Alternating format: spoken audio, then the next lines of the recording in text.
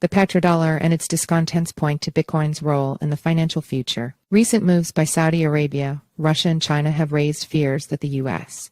dollar could lose its preferred status for oil trading. And yet alternative national currencies aren't that appealing. Could a Bitcoin-like currency do better? Over the past several years and with accelerating frequency in the past 6 months, oil-producing nations like Russia and Saudi Arabia have signaled their intent to break with the so-called petrodollar system. The petrodollar system, which emerged starting in roughly 1973, is the nearly uniform use of U.S.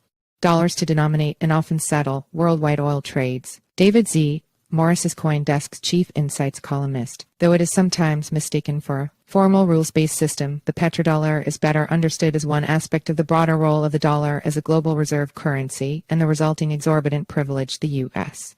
enjoys. Specifically, historians regard the petrodollar as one of the most important consequences of the transition from the Bretton Woods framework for global finance, which centered on a managed gold standard, to the more decentralized and market-based neoliberal money system that supplanted it. Signals of a reduction in petrodollar trade have added to persistent anxieties about the dollar's reserve currency status, which is also currently under pressure thanks to inflation. An erosion of the dollar's reserve status could seriously undermine U.S. debt financing and other economic fundamentals. That's why some recent news in oil markets has raised anxiety about the dollar. In March, it was reported that Saudi Arabia and China were accelerating talks to price and settle oil contracts in yuan via a Shanghai Petroleum Exchange. China has also conducted talks with Brazil, a significant crude oil exporter, about ditching the dollar. Indian traders have reportedly settled some Russian oil purchases in rubles and dirham, the currency of the United Arab Emirates. That all sounds very worrisome for the dollar and for U.S. financial hegemony. But a deeper dive suggests much of this is empty posturing, not because the world loves the dollar or the U.S., but because no other national fiat currency is positioned to supplant their role in the system. At the same time, the petrodollar system has given oil exporters large and sometimes troubling influence over the United States via investment. Viewed on a long enough horizon, the deadlock highlights potential demand for a truly neutral, global currency not subject to politicized manipulation by a single issuer. In short, the tensions at the heart of the petrodollar system point towards a solution that looks something like Bitcoin. Power, politics, or just economics. Because the petrodollar system emerged very soon after the Nixon administration ended the Bretton Woods regime of gold-backed U.S. dollars, the two are sometimes viewed as analogs. One widespread but reductive characterization describes dollars as backed by oil starting in the 1970s, the way they once were by gold. This framing is often accompanied by a conspiratorial view that the system emerged through a backroom arms for debt financing deal between the Nixon administration and Saudi Arabia. But none of this was a conspiracy, according to economic historian David Spiro. Whatever they refer to as the petrodollar standard, it doesn't exist. It shows no understanding of the international monetary system and its goals. Spiro's 1989 book The Hidden Hand of American Hegemony, Petrodollar Recycling and International Markets is one of the definitive texts on the subject. The U.S. certainly engaged in deceptive and secretive behavior, but this was not in pursuit of a multi-decade agenda to cement the dollar's reserve status with an oil deal. Rather, the immediate burning issue was a global trade imbalance and potential resulting instability. As the price of oil rose in the early 1970s, oil exporters, and Arab nations in particular, began to enjoy huge trade surpluses. Those trade surpluses left them with large and growing piles of cash of various sorts and parked in an increasingly far-flung web of banking institutions. In a worst-case scenario, if those oil earnings didn't get back into the global capital system, credit markets could have seized up and collapsed. The most conspiratorial view of the petrodollar system hangs on the genuinely secretive U.S. efforts to help solve the issue, the fate of the credit system and funding for U.S. debt, far more than the future dominance of the dollar, was the priority when Nixon administration Treasury Secretary William Simon traveled to Jeddah, Saudi Arabia in 1974 to pitch the Saudis on investing in U.S. treasuries. Simon offered to let the Saudis bid on U.S. Treasury bonds via the so-called add-on system rather than via the standard Treasury auction. This gave the Saudis better pricing, but more importantly, it made the purchases secret. This secrecy, according to Spiro, was necessary because the U.S. was breaking a trade agreement with Europe by cutting a bilateral deal to recruit Saudi capital. The subsequent Saudi purchases of a total of $117 billion worth of treasuries was kept secret from the world until 2016, when Bloomberg reporter Andrea Wang uncovered Saudi holdings through a Freedom of Information Act request. But many experts also believe that the Saudi-U.S. deal included an unrecorded agreement for the U.S. to aid in Saudi defense. Some historians argue that the two Iraq wars were pursued in service to a clandestine Saudi-U.S. defense pact, petrodollars, and the neoliberal order. Spiro argues that this U.S. deal amounted to America using political and military leverage to maintain economic hegemony. His views contrast, though, with another line of thinking that claims Saudi investments were guided by market forces, not by U.S. power.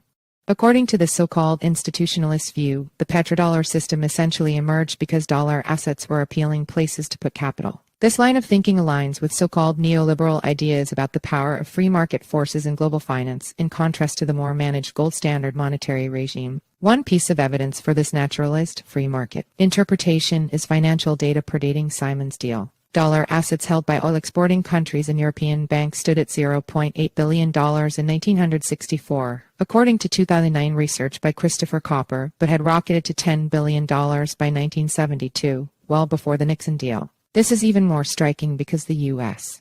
in 1963 had begun passing rules intended to reduce U.S.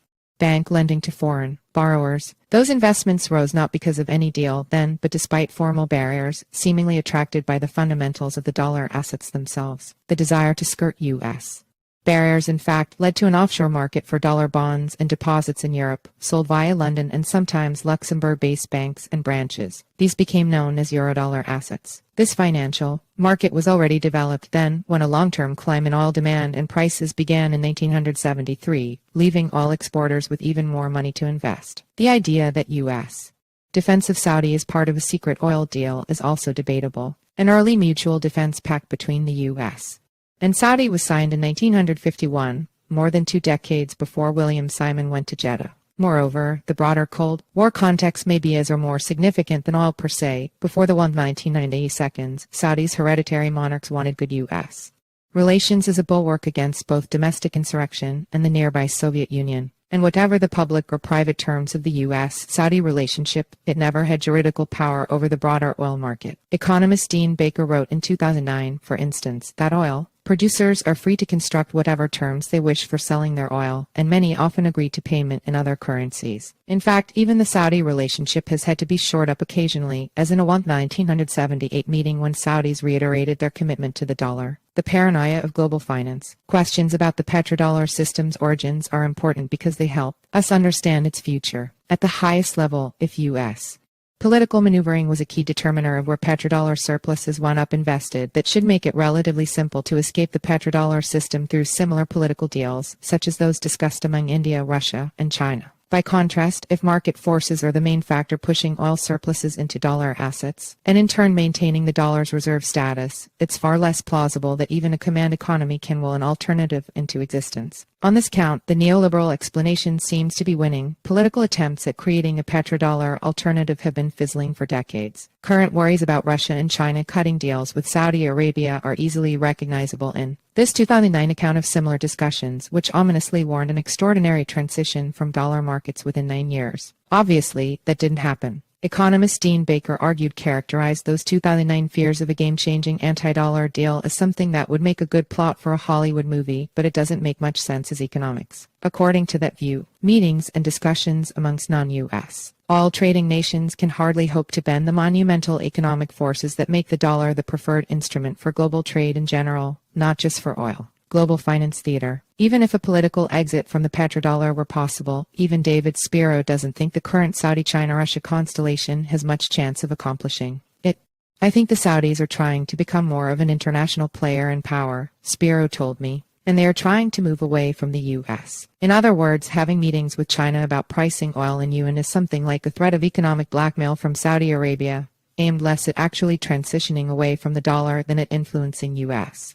monetary and foreign policy in the short term. But there's been little evidence so far that this kind of threatening gesture is effective, and Spiro is deeply skeptical of the upside for the Saudis. The Crown Prince is young and ambitious and not terribly well educated about some of this stuff. There's rich historical irony here. Many Americans in the 1970s were anxious that the Arabs, and the Saudis in particular, could use their money as well as their oil as an economic weapon, as Judith Miller summarized in 1979, and throw the American markets into chaos by abruptly liquidating assets and transferring them abroad. That exact scenario was even explored in a popular novel, The Crash of '79. But it has become clear that holding U.S. Debt doesn't actually translate to much power. This was demonstrated quite clearly with the 2016 revelation of Saudi holdings of U.S. Treasuries. The secret had been kept by U.S. administrations for decades on national security grounds before Bloomberg's Andrea Wang sent her Freedom of Information Act request and finally got the numbers. Spiro speculates that information was finally released by the U.S. as a strategic ploy in a then-simmering conflict between Saudi and U.S.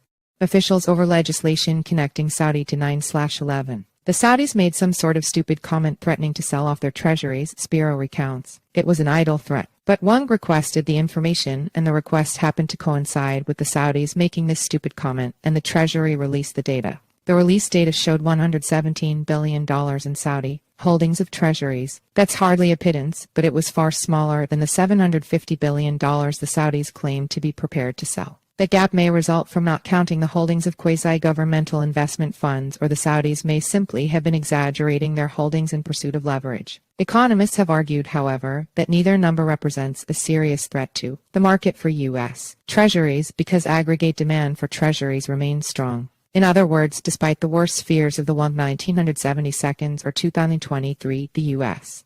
debt held by Saudi Arabia doesn't seem to actually offer them terribly much in the way of leverage. Petrodollars forever, why the system can't change. To crudely synthesize the historical debate over petrodollars, it doesn't seem a stretch to accept that both U.S. power politics and liberalized economic forces contributed to the emergence of the petrodollar system. But in the present day, it seems the economic reality of the dollar trumps any politicking. As so often seems the case in a supposedly free market system, there simply is no alternative. China's yuan and Russia's ruble offer none of the liquidity and convertibility of the dollar and add risks to boot. China's yuan does not trade freely, making it unusable as a reserve currency. China's rulers have also recently demonstrated their willingness to compromise property rights and reshape laws on the fly. Russia's economy, already a dog before the Ukraine invasion, is flailing under international wartime sanctions, making its currency utterly laughable as a dollar replacement. In short, threats of a shift away from the dollar have strategic political benefits for the likes of Saudi Arabia, but that doesn't mean they'll be stockpiling rubles and Russian equity anytime remotely soon. Officials in the Middle East agree with that analysis, if quietly, according to Bloomberg columnist Javier Blas. On the question of converting to a petroyuan, to say nothing of a petroruble, Blas reports, Blas says while exporters are skeptical, the greenback is freely convertible, the yuan isn't, the dollar is liquid, the yuan isn't. That's the polite version. The more candid answer sounded even more emphatic about the absurdity of turning to a managed currency produced by an opaque and unpredictable financial machine. In short, while many global actors resent the privilege it represents, the petrodollar isn't going anywhere, anytime soon. More generally, the dollar is unlikely to be supplanted by another fiat currency for global trade more generally. The current wave of posturing by Saudi, Russian, and Chinese officials is aimed at enhancing those nations' leverage and influence, but won't alter the deadlock of dollar finance, money talks, petrodollars, and venture capital, while Arab holdings of U.S. debt don't seem to intimidate the U.S. government. Reinvested petrodollars do have seemingly serious sway over another powerful bloc, U.S.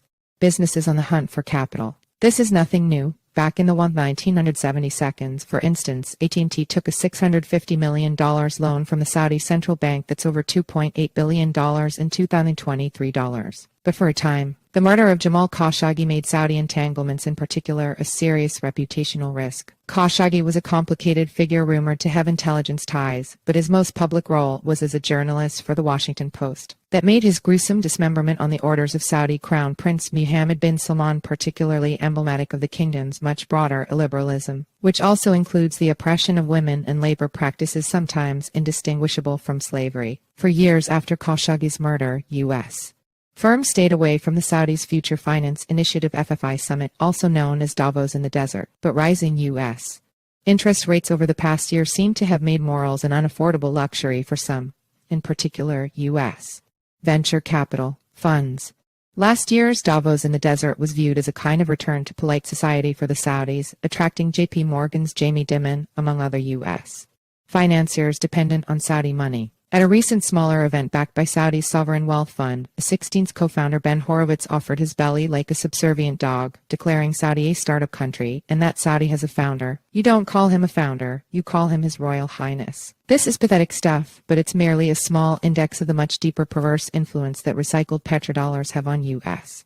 Investing. Petrodollar reinvestment has been a huge factor in the recent startup ecosystem, and arguably not for the better. Mohammed bin Salman Khashoggi contributed nearly half the capital to SoftBank's $100 billion Vision Fund. SoftBank founder Masayoshi Son has joked that his meeting with MBS amounted to raising $1 billion per minute. But as they say, easy come, easy go. The Vision Fund became emblematic of the dangers of too much money, with its winner-take-all approach to helping companies like Uber buy market share with subsidies instead of worrying about profits. The approach hasn't quite panned out, and the Vision Fund since its founding has underperformed the boring old S&P 500. Headline Vision Fund investments like WeWork, Uber, Opendoor and DoorDash have been yawning sinkholes for capital and are now in zombie-like states of perpetual unprofitability. Saudi does get something in return, though, a veneer of legitimacy. In 2018, Masayoshi Son, former Uber CEO Travis Kalanick, and Y Combinator Sam Altman now focused on OpenAI were all named to the Global Advisory Board for NEOM,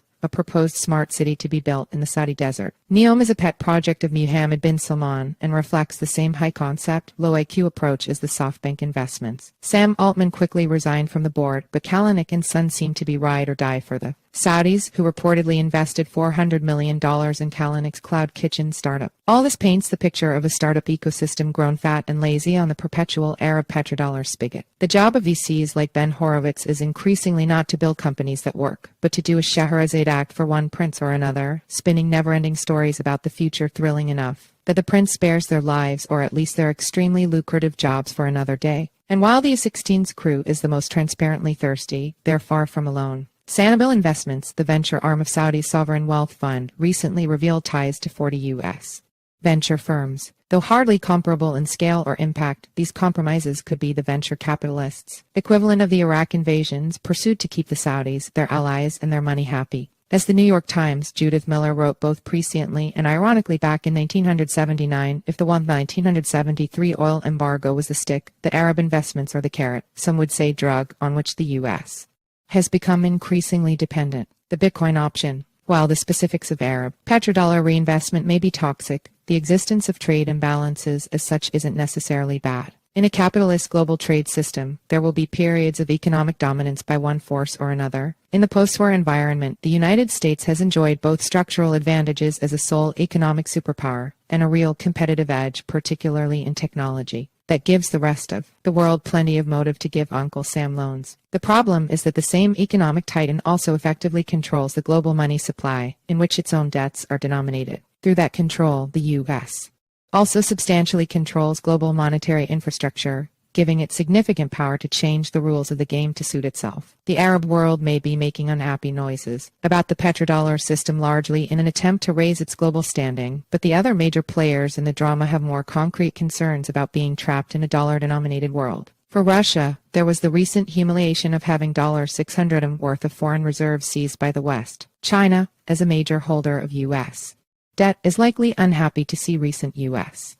money printing devalue its holdings, but even focused and coordinated efforts to exit the petrodollar system and the broader dollar reserve system have failed. In large part, it seems that's because there simply is no viable alternative. The yen, yuan, ruble, and euro all have individual shortcomings for filling that role. But more fundamentally, any single dominant currency would simply reproduce most of the same problems that dollar dominance has, such as risk of debasement. This finally brings us to the case for Bitcoin. Or perhaps more accurately, the case for a neutral, global money, of which Bitcoin is the best existing example. The non-U.S. nations trying to leave the petrodollar system seem to at least partly share this view. The 2009 discussions revolved around creating a new unit of trade, consisting of a basket of various currencies with the seeming goal of preventing dominance by any one national script. That plan didn't pan out, perhaps because the creation of such a synthetic instrument would itself be almost endlessly contentious. Bitcoin has the advantage of already existing without formal ties to any national currency. Of course, since we're talking about deficits, adoption for global trade would involve denominating debt in Bitcoin terms instead of dollars, which might be a hard sell given persistent volatility. That's just one of what would certainly be endless technical and administrative hurdles and nuances in the transition away from dollar dominance. It doesn't seem likely to happen anytime soon, and by the time it comes to fruition, a different kind of neutral ledger and unit of account may well have supplanted Bitcoin itself. But if nothing else, those who feel they're under the heel of the petrodollar should look to Bitcoin as a model. It's not enough to simply move away from the dollar to another fiat currency, even if a viable option existed. We have the capability now to do something entirely different, to build a system that's more genuinely fair, precisely because no one controls it.